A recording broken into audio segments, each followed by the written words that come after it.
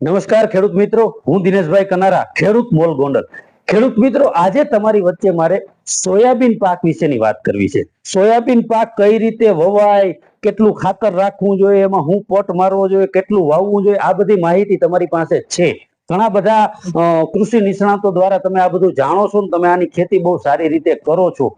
મારે તમારી વચ્ચે આજે જે વાત મૂકવી છે એ છે કે સોયાબીન ને તમારે વીઘે 30 મણ કરવું છે કે 5-7 મણમાં વીટોળી લેવું છે. આ વાત મહત્વની છે. એના માટે થઈને છેલ્લા લગભગ 2 વર્ષથી ખેડૂત મોલ દ્વારા ખેડૂત મિત્રોને જે કોઈ બિયારણ લેવા માટે આવે છે ને કહેવામાં આવે છે કે ભાઈ સોયાબીન નું બી લઈ જાવ ભલે, પણ એને વાવજો નિરાતે. વાવણી થાય એટલે સીધું ઝીકી દેવાનું નથી. પણ કોઈ પણ ખેડૂત છે આ માનતો નથી. જેવી વાવણી થાય એટલે મગફળીની હારે સોયાબીન ને વાવી દે છે. એ સોયાબીન ઉગીએ જાય છે, થાવાએ મંડે છે, ફૂલ ફાલે પાક અને કાપણી અવસ્થાએ પૂગે છે.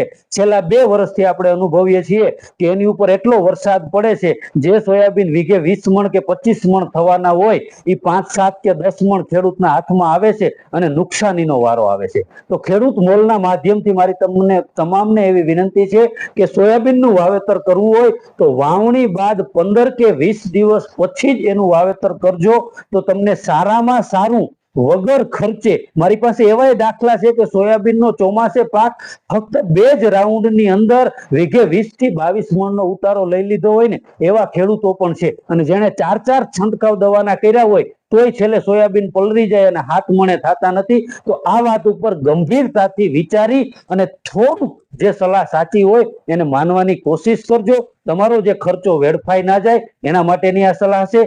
આવી જ સારી માહિતી માટે થઈ અને ખેડૂત મોલ યુટ્યુબ ચેનલ સાથે જોડાયેલા રહેજો. અને પ્લે સ્ટોરમાં જે આપણી એપ્લિકેશન છે એ ખેડૂત મોલ એપ્લિકેશન સાથે પણ રહેજો. આભાર.